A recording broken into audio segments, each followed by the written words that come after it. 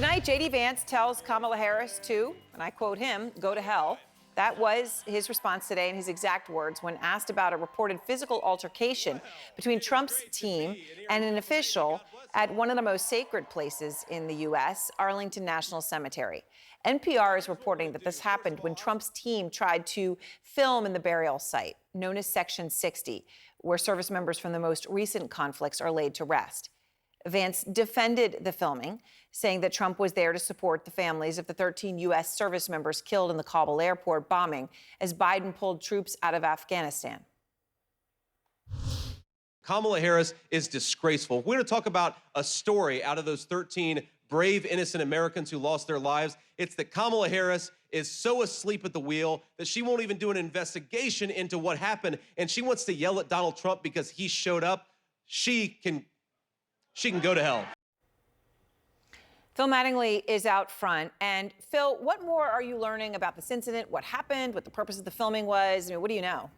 Yeah, Aaron, what you heard from Senator Vance there echoes the very sharp pushback we've seen from Trump officials over the course of the last several days. And an event, or at least an incident, that nobody actually saw outside of the people involved in it. Here's why. The former president was invited by family members of some of those killed, some of the 13 U.S. service members that were killed at Abbey Gate. It was the 3-year anniversary of that. He had 2 real stops during this visit. You're looking at one of them right now, laying 2 wreaths at the tomb of the unknown soldier. That is an area where photographers, the press pool was actually there, could see it, could photograph, could film, as you're seeing on the screen right now.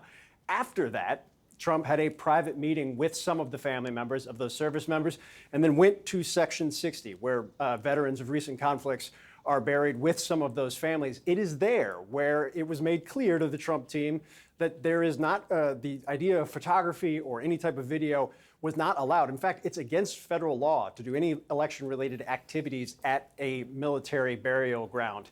That is apparently where the dispute actually occurred. Now, the Trump team has pushed back very hard, saying there was no physical altercation. And the former president put out a statement from some of those family members. It said, quote, "We had given our approval for President Trump's official videographer and photographer to attend the event, ensuring these sacred moments of remembrance were respectfully captured, and so we can cherish these memories forever." Now, that doesn't mean that they supersede the federal law that exists, which is at the heart of this dispute. Chris LaCivita, the co-chair of the co-campaign manager of the Trump campaign, put out a much sharper statement saying, "For a despicable individual to physically prevent President Trump's team from accompanying him to this solemn event is a disgrace and does not deserve to represent the hallowed grounds of Arlington National Cemetery." The cemetery officials themselves have not gone beyond an initial statement saying only there was an incident and a report was filed. They are not trying to identify the individual or go much further than that. Clearly, they don't want this to become a big thing. It is starting to become a big thing, particularly on the campaign trail, Aaron. Yeah, and interesting if Chris LaCivita is talking about someone trying to physically prevent. I mean, it does appear there was some sort of physical altercation, at least that makes that implication. All right, Phil, thank you very much. And I want to go now to Anthony Scaramucci, former Trump White House communications director, who now supports Kamala Harris for president. So, Anthony, I want to ask you about quite a few things here. But first, this incident at Arlington National Cemetery. Trump posed for photos during his visit, like the one I'm showing here. His thumbs were up. He was smiling there with families. He also posted a TikTok promoting that he was there. So when you heard that his team got into an altercation with a cemetery official as they tried to film the visit, you see Chris LaCivita talks about that there was physical prevention. What was your reaction?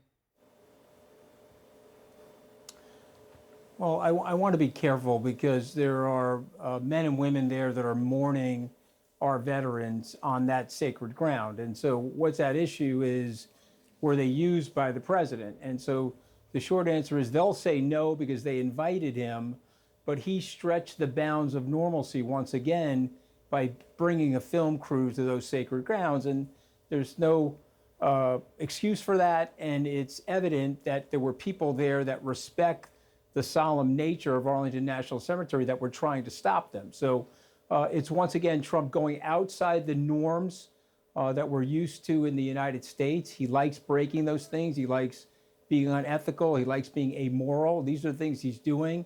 He gets a lot of justification to do this by the right-wing press, but it's very, very sad. And I think those poll numbers that you were mentioning earlier in the show related to Georgia and other states, I think people are actually tired of this.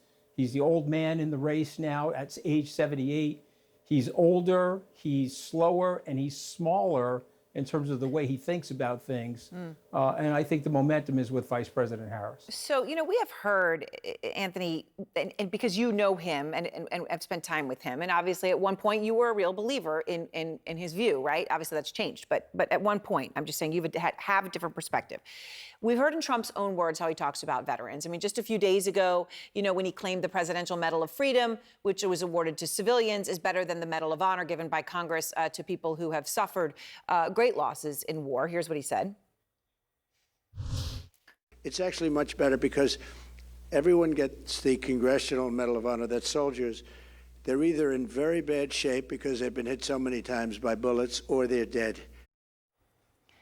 At the RNC, though, Anthony, to your point about the families with him at the cemetery, we saw Gold Star families call him compassionate. One said he spent 6 hours talking with her at Bedminster. So in the context of you knowing him for a long time, what do you think he really feels about veterans? Well, I think it's true to his nature. He has an ambivalence. I do believe what General Kelly said, that he called people that were volunteering to defend our freedom suckers and losers. He absolutely did that. The right wing says he didn't do it. Trump lies about saying that. But there's an ambivalence. There's always two sides to Mr. Trump. Remember, in Charlottesville, Virginia, in August of 2017, very fine people on both sides. And then, of course, he denounced the rally. And so he gives enough evidence to his supporters to continue to gaslight them. So he's ambivalent. He's certainly there to support those people who are mourning. Yeah. But the flip side is, down deep, as evidenced by that speech, he actually thinks that they're suckers and losers. So I want to ask you now about Project 2025, as I mentioned, and the major push by the Harris campaign to tie Trump to that. They've just released this ad. Donald Trump's back, and he's out for control. I would have every right to go after them. Complete control. I will wield that power very aggressively. And he has a plan to get it. Detailed plans for exactly what our movement will do. It's called Project 2025, a 922-page blueprint to make Donald Trump the most powerful president ever. You wrote a new op-ed, Anthony, arguing that the headline was Trump is planning to use Project 2025 to build a Russia-style oligarchy in the United States. Now, I just want to note he denies connections to the group, even though many people who work for it worked for him. But he says that he does not support the things in Project 2025. USA Today's fact check says he does indeed say he doesn't support it.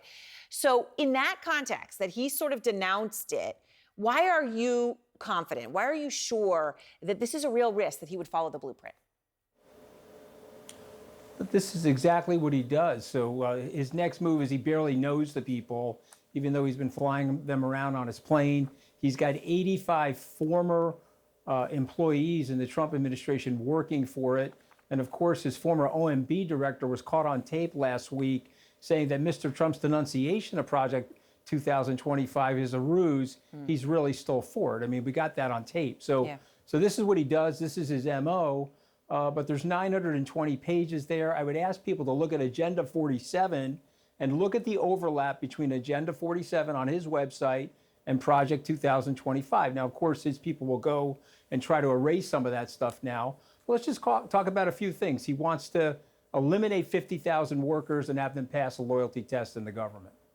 All right. Well, Anthony, thank you very much. I appreciate it. I hope people will read your op-ed and go look at those things and decide for themselves. Thank you very much. Appreciate it. It's great to see you.